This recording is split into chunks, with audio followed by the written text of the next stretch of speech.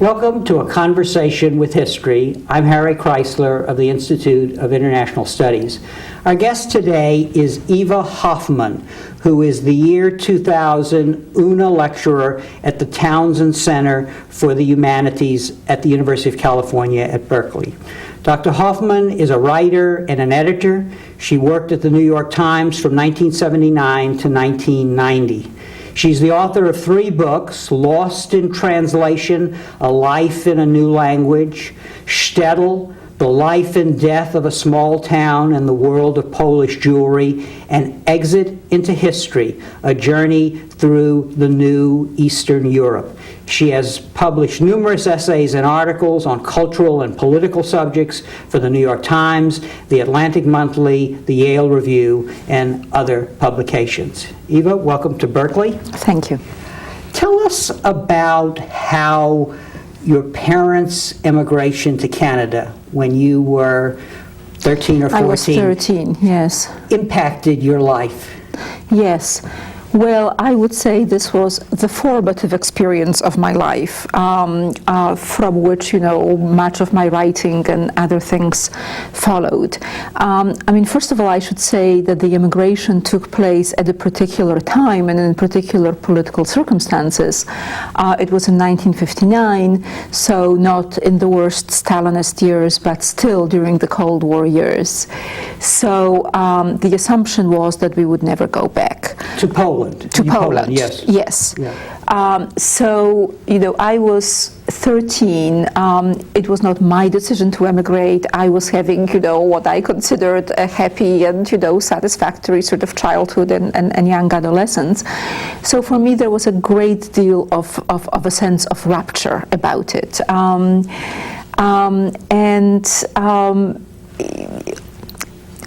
And also at that time, the differences between Eastern Europe and the West, particularly Vancouver, where we came to, the differences between Krakow, where I grew up, and Vancouver, where we came to, were enormous. So the sense of culture shock was enormous. So there was a real sense of shock and perhaps something like a cultural trauma, let us say, in those first stages of immigration. How, you write a lot in your book, Lost in Translation, about your parents, and I'm curious as to how you feel they shaped your character. And in answering that question, I want to quote something you say about one of the dissidents you describe in your book, in Exit into History, and you write of the dissident's relationship to the parent, just as parents often pass on to their offspring not what they are, but how ideally they imagine themselves.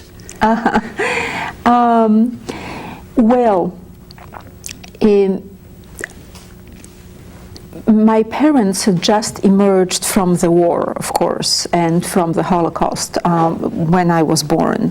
And there was a double sense within their character, but also, within Poland as a whole, of a very recent tragedy.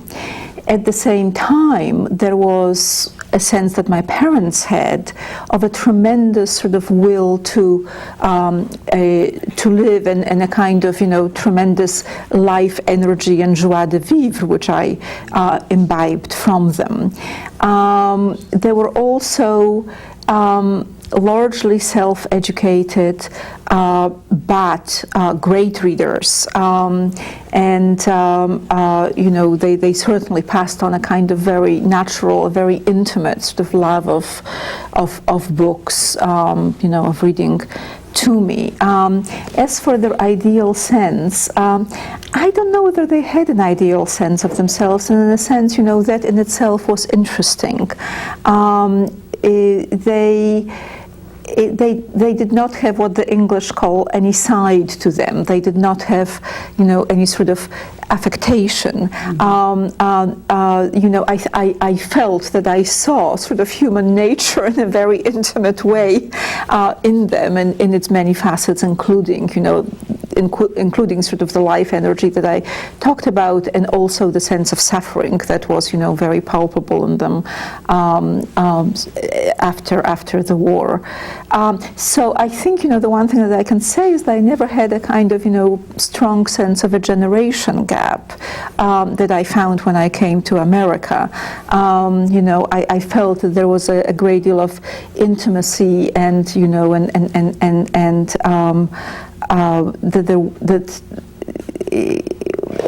that they weren't sort of a kind of, they didn't camouflage certain things or had sort of puritanical ideas of selfhood that I needed to sort of rebel against later. Now, it's important to tell our audience here that you and your parents were both Polish and Jewish. Yes. And so did they leave Poland with a greater ambivalence about the Polish part of their identity because of the fact that your family was immigrating because of the hostility to Jews, which were emerging at that phase of the communist rule in Poland? Yes, I mean, they had, in a sense, a much stronger sense of Jewish identity than I did. They came from a small town, from a shtetl in the Ukraine, in the port of the Ukraine, which was Polish before the war, and then reverted to Soviet hands. But they had a very strong sense of Jewish identity and a sense of Polish anti-Semitism. In 1956, the ban on immigration for Jews from Poland was lifted. This was quite exceptional. I mean, Poland was a country from which you could not emigrate, so this was an exceptional moment. So much of the Jewish population, took the opportunity of that moment to leave. It should be said, that a lot of other people might have wanted to emigrate. I mean, Poland at that point was a war-ravaged, impoverished country. So, I would say that the reasons for emigration were various, and certainly the sense that, that there were strong strains of anti-Semitism were among those reasons. I was very much formed within Polish culture, but yeah. You mentioned reading in your family, and one of the many beautiful passages in your book was the visits with you and your mother to the library to check out books. So very early on, the world of books and writing became very important to you. Absolutely, yes. I mean, we were not a household which had its own library, but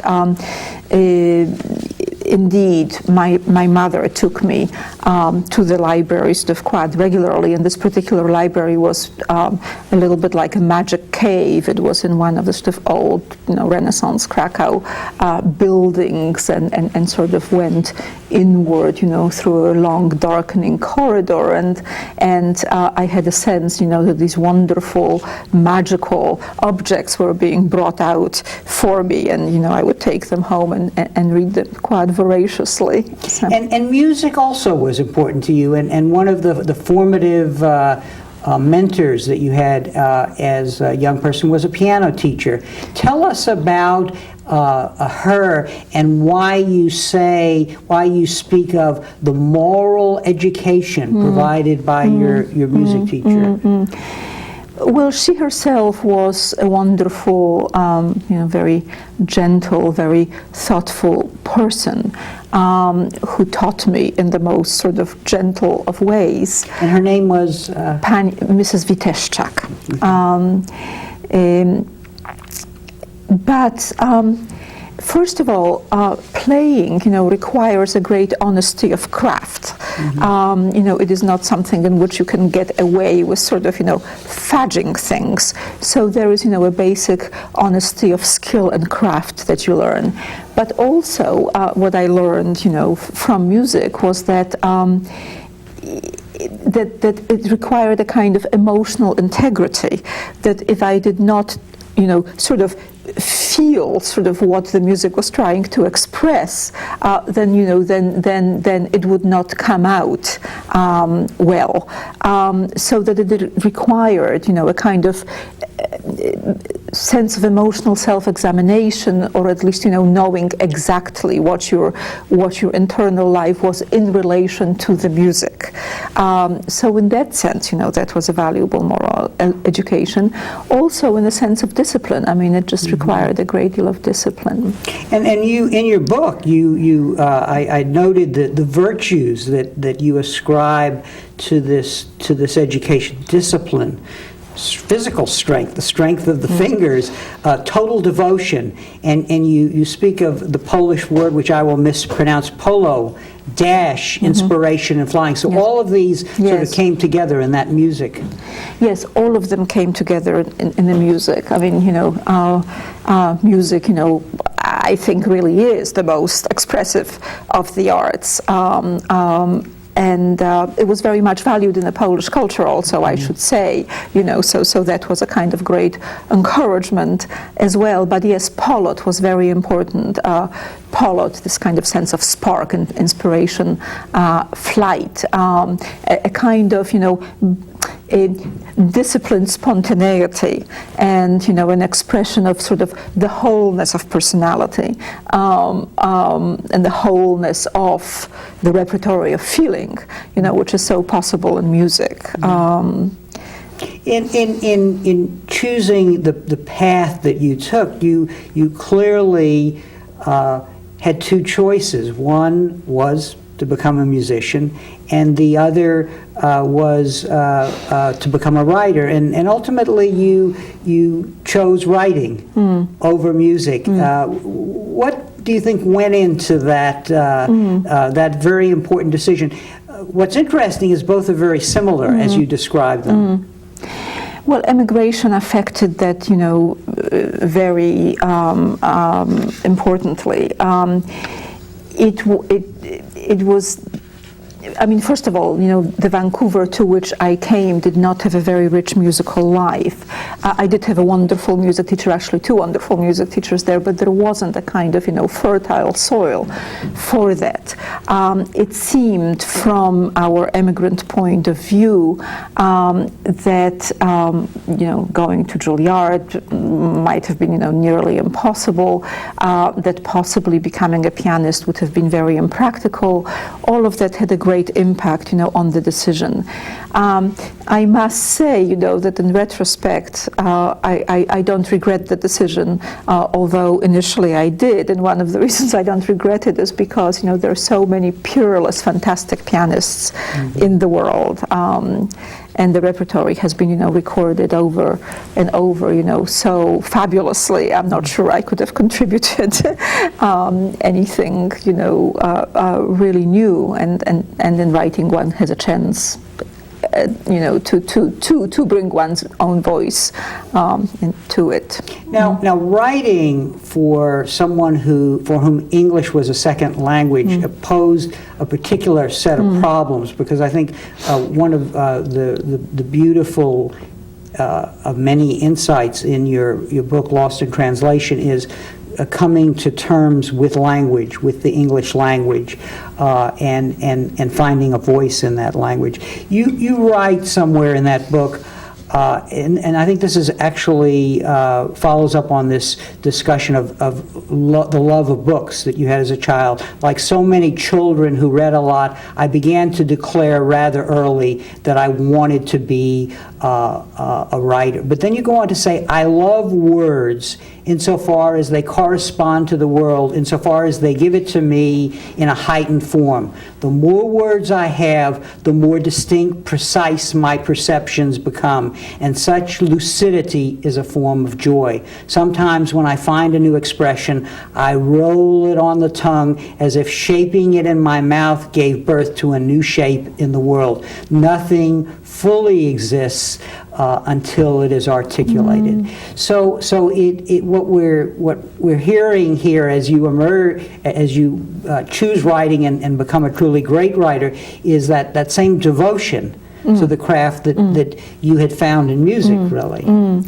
Well, I should say, that this was really the main impact of emigration for me, was my sense of the enormous importance of language.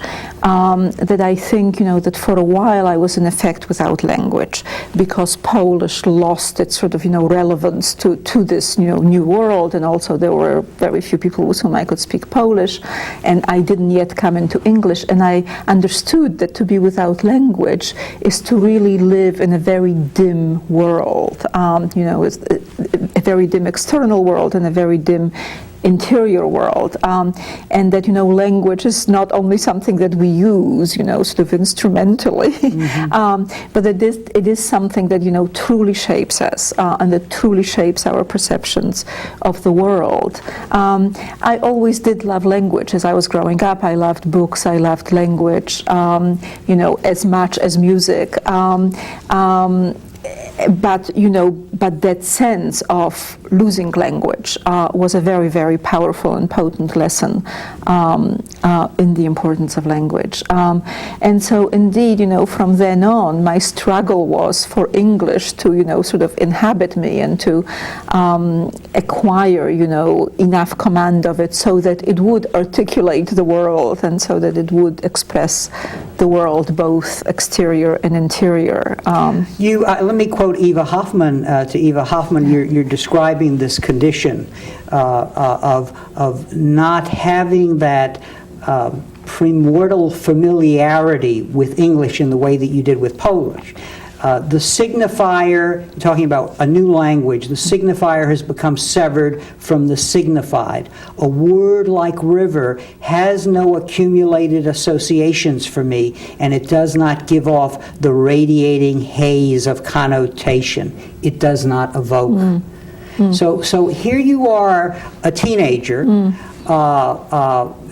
and all that involves, the set of tasks that involves for any young woman. But at the same time, you're trying to come to grips with all really that you've lost. Now, you're given a diary. And this, in a way, is a kind of a critical early decision. So what was the decision, and what did you decide?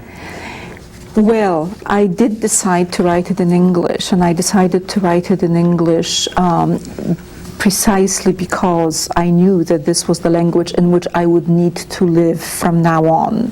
That Polish was still the language of interiority, but that I wanted to make English the language of interiority. I mean, I was not quite 14, so I was young enough to make this transition, and it was a fairly deliberate, decision to make the transition and to make English, truly mine. And you say, I learn English through writing, as you begin using the diary, and in turn, writing gives me a written self. Yes, it is true. I mean, of course, writing at some point, does begin to shape you and define you and to speak back to you, so to speak. And so, in a sense, I started sort of constructing myself, as we say, sort of, shaping myself, creating myself through, through these exercises and writing in English. And I guess so this process was, as writers say, a way of finding your voice, I guess. That is caught between two worlds, and a new world, really. Yes, I mean, early on I wouldn't have put it that way. I mean, I was just trying to find any voice at all. I mean, a voice in which I could speak. I mean, there was a literal sense of a loss of a physical voice, that I had for a while, as English was still the sort of alien form of expression.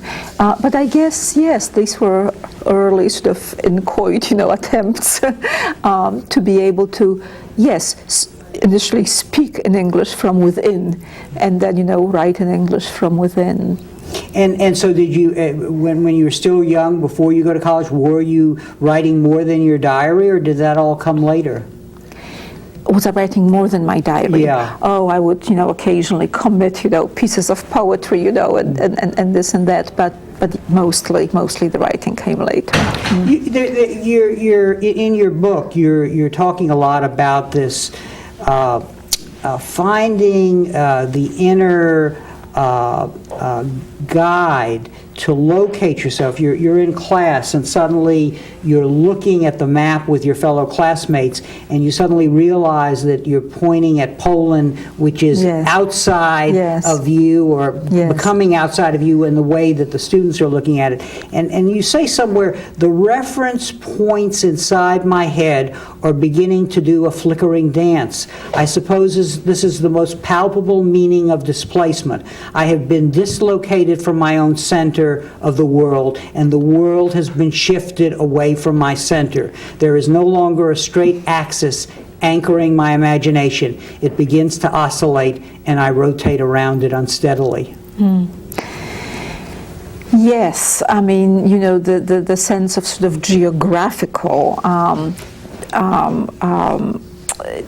topsy-turviness was the most concrete expression of displacement. Of course, when I was growing up in Poland, I thought that Poland was the very center of the world, as we all do when we grow up in a place. And that the world sort of existed in relation to it. All of a sudden I was in Vancouver, and Canada, North America was the center of the world, and Poland was on the periphery and very far away. And that of course corresponded. I mean, that is a kind of objective correlative, a sort of concrete symbol of the many cultural displacements that went along with it. The many sort of cultural values that changed, as I went from Poland to Canada. Cultural values, both on the largest and on the smallest scale. In the sense of kind of, let's say, political outlook or sort of worldview or sort of the social setup to sort of notions of human intimacy or beauty or the distances at which we stand from each other, etc., etc. So that every cultural value sort of did a flip or sort of moved from the center. So you essentially had to become a navigator, and in one place you actually compare yourself. It's an indirect or an implied comparison with an anthropologist. That is kind of the goal of every anthropologist, is to really get into the minds and of the people that are being studied, actually. Yes, I think every immigrant becomes, a kind of, amateur anthropologist, that you do notice things about, the culture, the world that you come into, that people who grow up in it, who are very embedded in it, simply don't notice. I mean, I think we all know it from going to a foreign place, and at first you notice sort of the surface things, the surface differences, and gradually you start noticing the deeper differences, and, very gradually you start sort of understanding the sort of the inner life of the culture, the life of those, both large and very intimate values. It was a surprisingly long process, is what I can say. Yeah.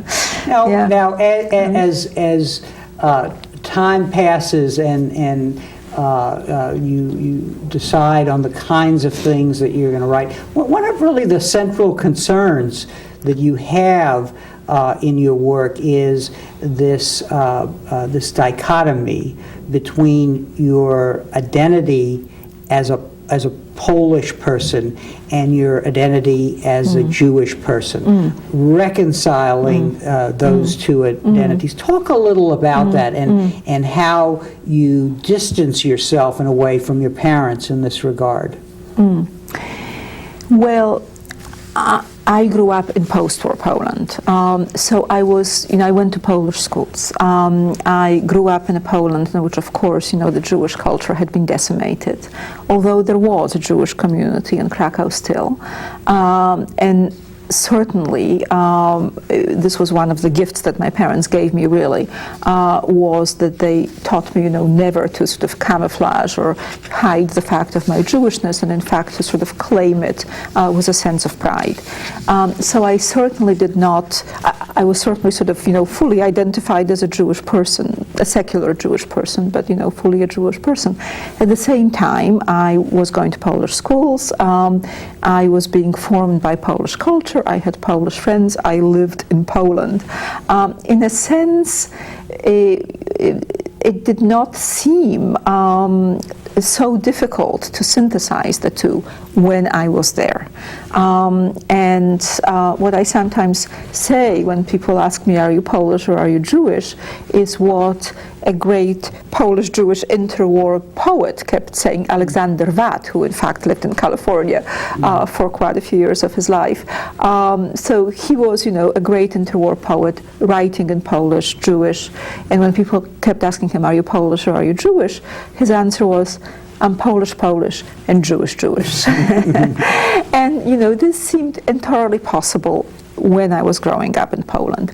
It probably would have become much more problematized later as the political situation changed, and there was a kind of expulsion of Jews in 1968, but it was not so difficult to do. And there were many other people in my situation, and I think, we rather easily felt ourselves to be Polish and Jewish. To some extent, my parents already did too, although their sense of Jewishness had much more primacy. For me, they were perhaps about equal. I think the split comes much more in immigration and from a distance. And you write in your book, I find that the Polish and Jewish parts of my history, my identity, my loyalties, refuse either to separate or to reconcile. At the very moments when my attachment to Poland, my admiration for all that is powerful in its culture is strongest, I upbraid myself for insufficient vigilance on behalf of those who suffered here, on behalf really of my parents who survived the Holocaust in awful circumstances. Every time I hear Poland described reductively as an anti-Semitic country, I bridle in revolt, for I know that reality is far more tangled than that. Yes. Well, as I say, the sort of the split, the division between these two parts of my many other people's identity, it became more exacerbated when I came to Canada and to the States, where the two are seen to be, very separate and very irreconcilable. So that very often I have had to I've found myself in a situation of wanting to defend, Poland and Polishness, and then, feeling a bit guilty, that I was not, in fact, upholding, sort of the legacy of Jewishness enough. I think, for Polish Jews who are still in Poland, the conversation is a little bit different, and the understanding of the very inextricable complexity of it is much more sort of taken for granted. One of the themes you've been talking about while you're here at Berkeley is this problem of memory and history. And you wrote recently in the New York Review of Books of disentangling the easy pieties of memory from history's difficult and complex truths. You went on to write a book called Shtetl, which is in essence the story of the relationship of the Jews and the Poles living side by side in Poland. You write in the introduction to that book, you say, for memory to be part of a process of growth and maturation, there must be active understanding. And then you go on elsewhere to say, but to remember strenuously, to explore, decode, and deepen the terrain of memory. With that vision, what did you try to achieve in that book, and why was that book so important to you?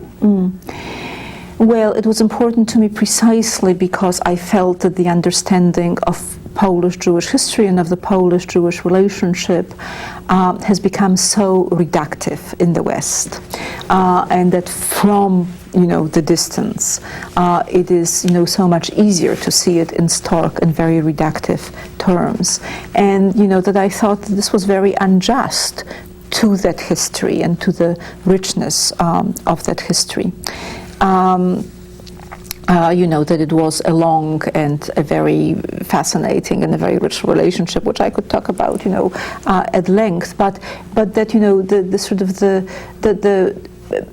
notion, that Poland is a kind of quintessentially anti-Semitic country was one of the most deeply entrenched sort of stereotypes and prejudices, and somehow a stereotype which was allowed to remain in its sort of very unrevised form. And we should go over with our audience the notion that in the Holocaust, many of the people were killed in Poland, and it is that history and the memory of those events that I think you're saying in your book obscures a long history Yes. where the relationships took very different forms. Yes. But it's really that Yes. burden of the Holocaust that Yes. really distorts this Yes, long our view. vision of the longer history. Yes, absolutely. I mean, Poland was occupied, Nazi-occupied Poland, I should say, was the very center of the catastrophe.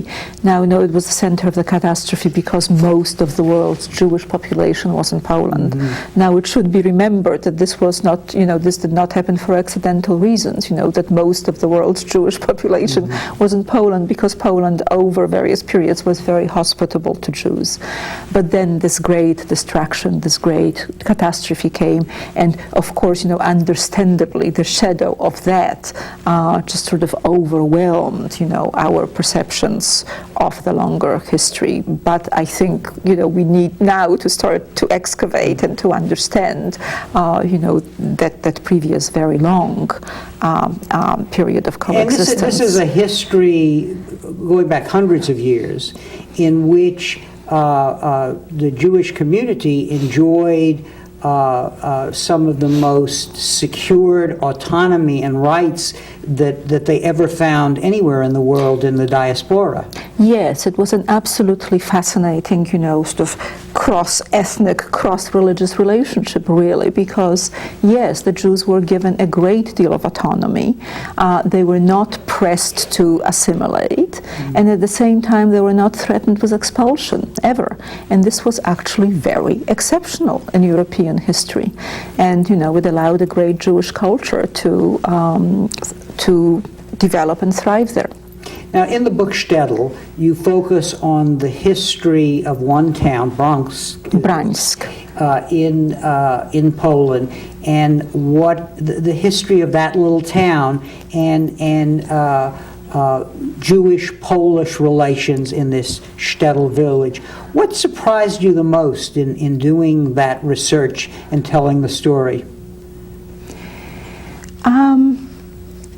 I think what surprised me was the degree of a kind of cultural and spiritual separation which obtained in these little towns, in these shtetls between the Poles and Jews until the interwar period. A spiritual and cultural separation which coexisted with kind of daily contacts, daily commercial contacts, daily, just sort of human contacts. The degree of that separation, I suppose, surprised me. As I say, it was breaking down in the interwar period. During the period of the war, there was a great spectrum of behavior, and I was, of course, very disturbed by the instances of very virulent anti-Semitism. On the other hand, there were instances equally numerous of very heroic behavior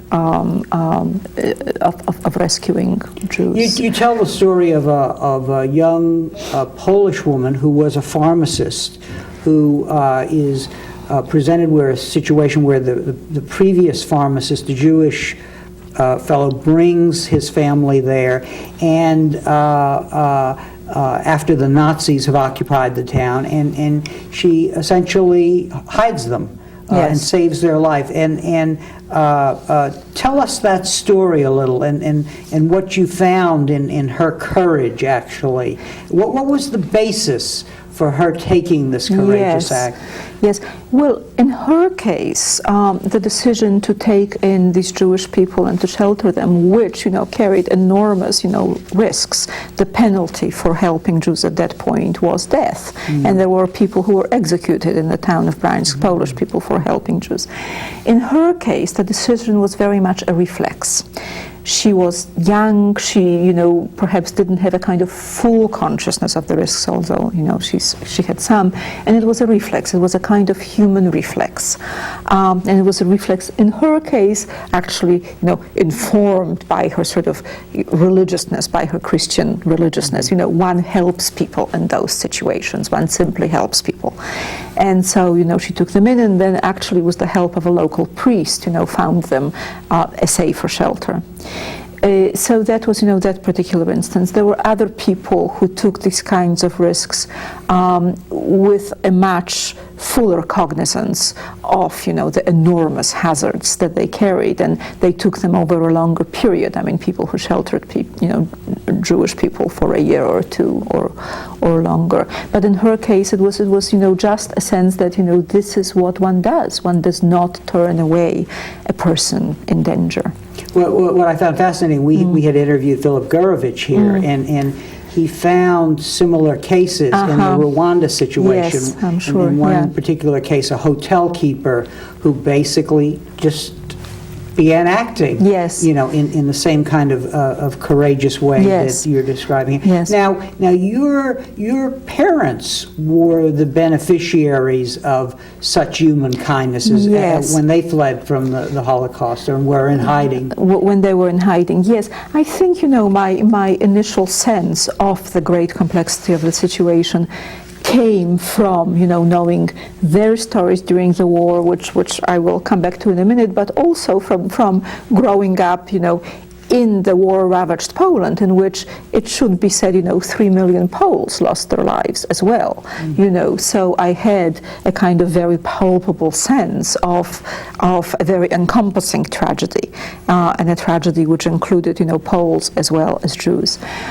But yes, indeed, my parents survived those years in their own shtetl, which was in the Ukraine, as I said, in the Polish part of the Ukraine, in which the population was very much divided, between Poles, Jews, and Ukrainians. I think perhaps almost equally, and they were saved and sheltered, particularly by two Ukrainian families, as it happens, and helped by others as well. And then they felt endangered by other people. But yes, I mean, they were sheltered.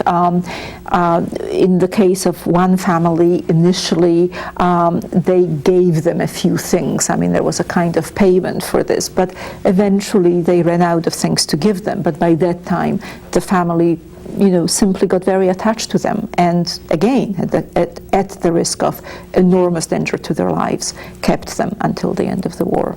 What do you think is the key ingredient for our common survival in this world of multi-ethnic tensions? What lessons do you draw? At one point, when you're talking about when you're visiting Eastern Europe after the fall of the wall, you say treating others with affection but without sentimentality, you refer, because they are all equally subject to certain common expectations, to certain ideas of what is required from themselves and each other.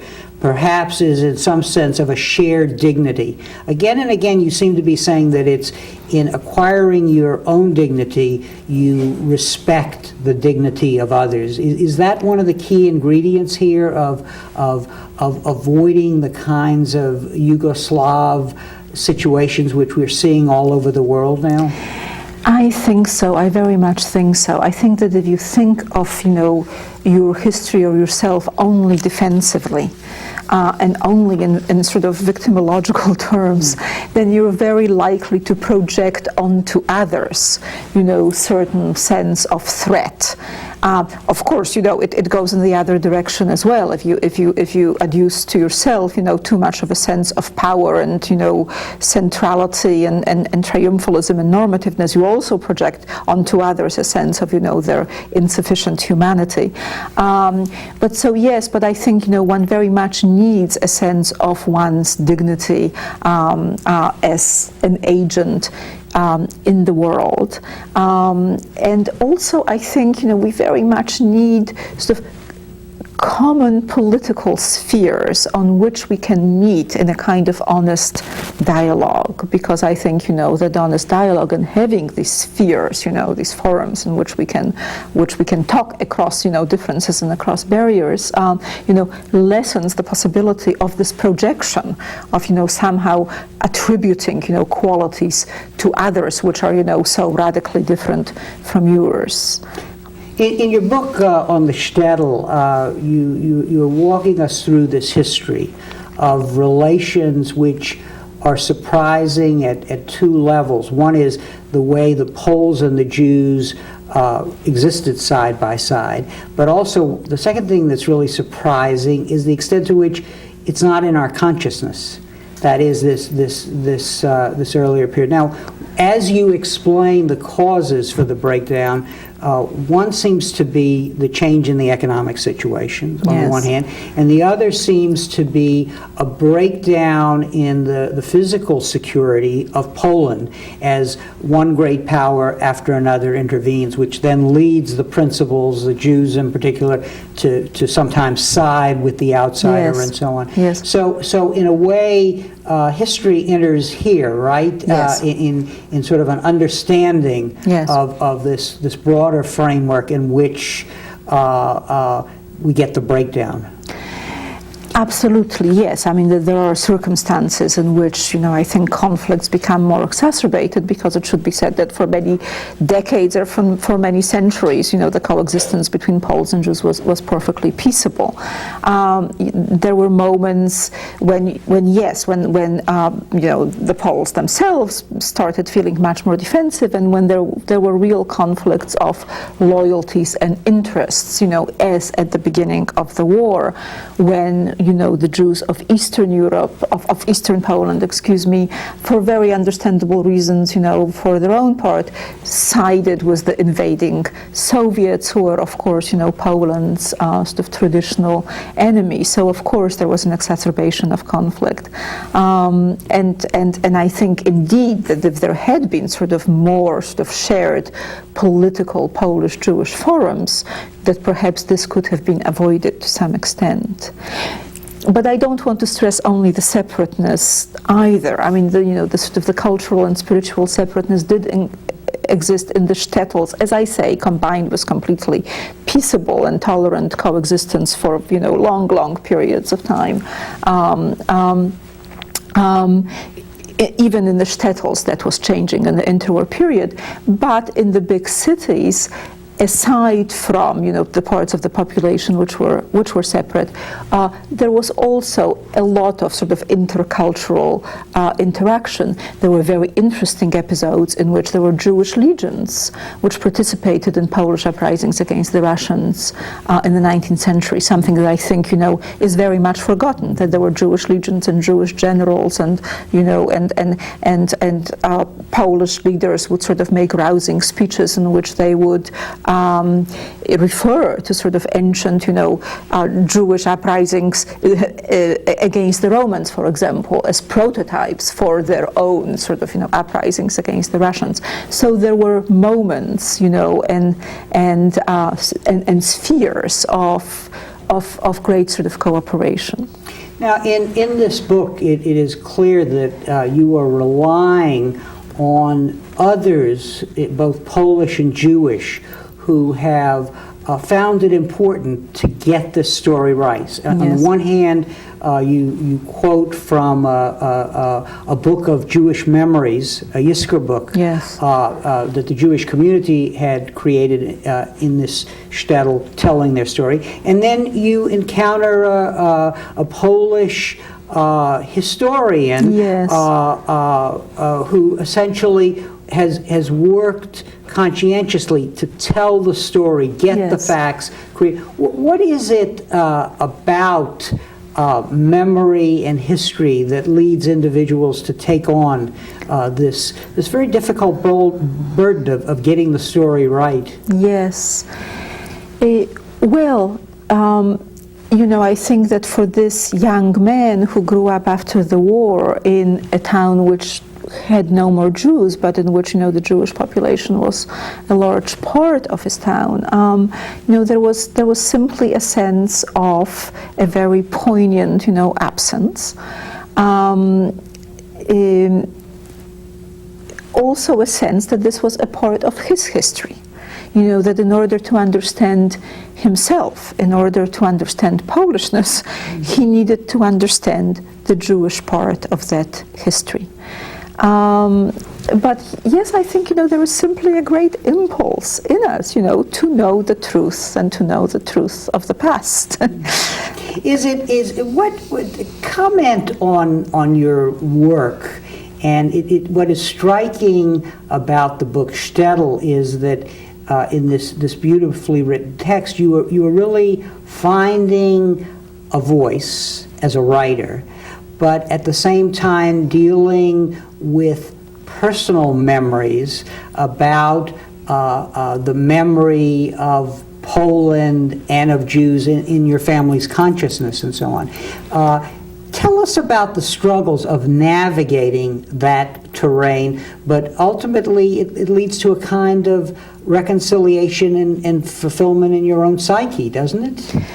It does. It was very important for me to integrate, these two parts of the psyche, which were equally formative, equally important in my growing up. So yes, in a sense, my writing, in the Lost in Translation, it was, there was an attempt to integrate, in a sense, the Polish and the American parts of the self.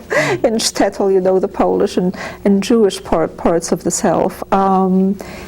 Because I think, for me, for my generation, for many people, it is the division and it's the distillation of one part of identity, which is as artificial, as the synthesis and the reconciliation, I think. And were there particular challenges in doing this kind of writing? Was it a particularly intense struggle that required control of your own emotions? Where I'm leading is this, that as I look at these works, I am reminded of what you had to say about music.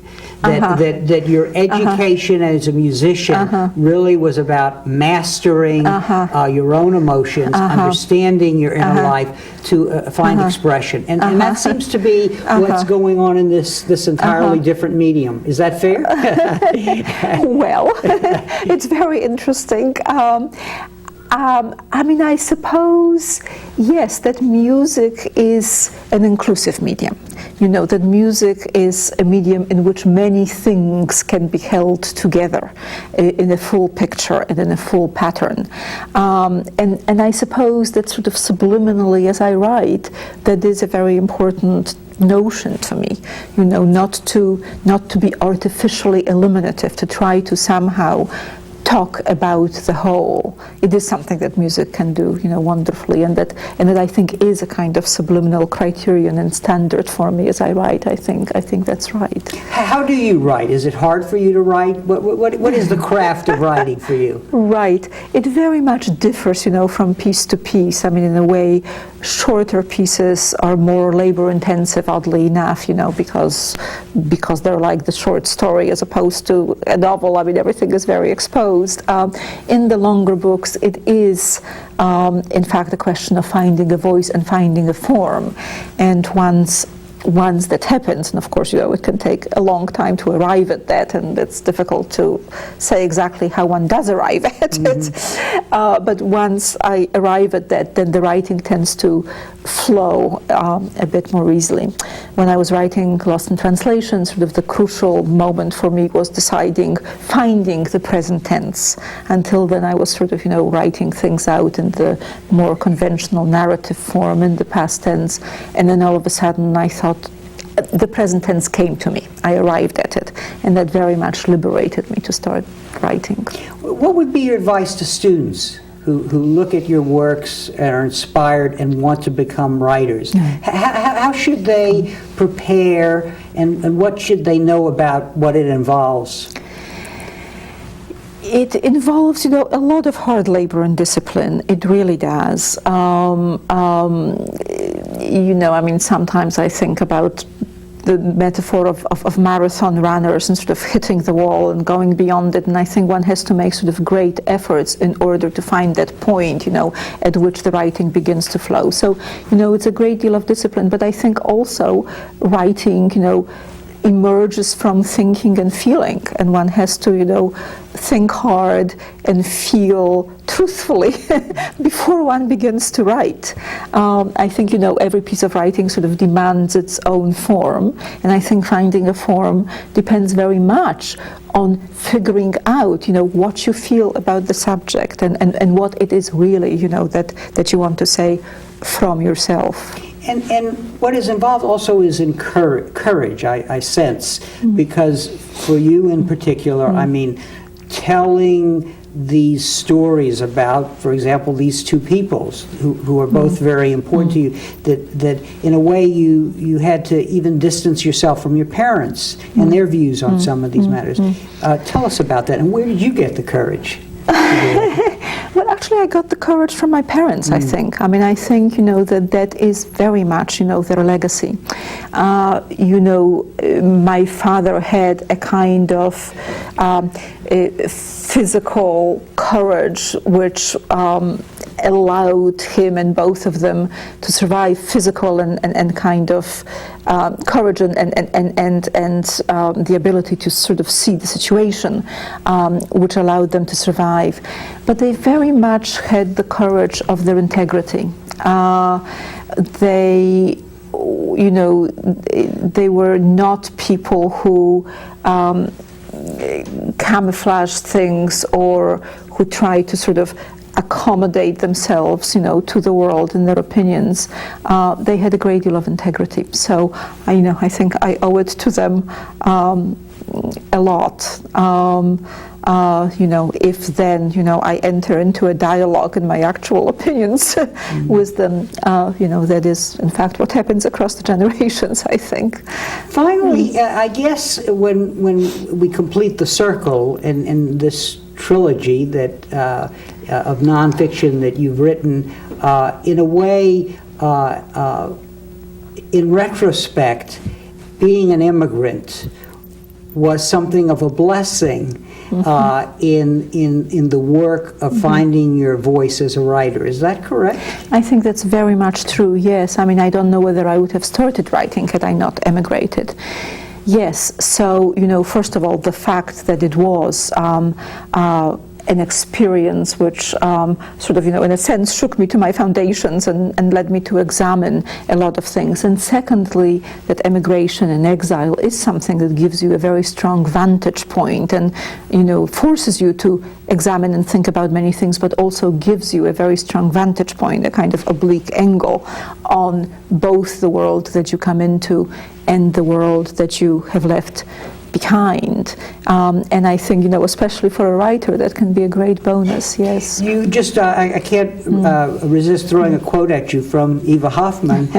You say, to some extent, one has to rewrite the past in order to understand it. I have to see Krakow, that where you came from, in the dimensions it has to my adult eye, in order to perceive that my story has been only a story, that none of its events has been so big or so scary. It is the price of emigration impression, as of any radical discontinuity, that it makes such reviews and rereading difficult. Being cut off from part of one story is apt to veil it in the haze of nostalgia, which is an ineffectual relationship to the past, and the haze of alienation, which is ineffectual relationship to the present. So in the end, the story comes full circle, but it has to be told in its entirety. It has to be told in its entirety. Yes, I think that's very true. Yes, and I think that was very integrative and synthesizing. Yes, indeed. Eva, thank you very much for joining us for this conversation with history. Thank you. And thank you very much for joining us for this conversation with Eva Hoffman.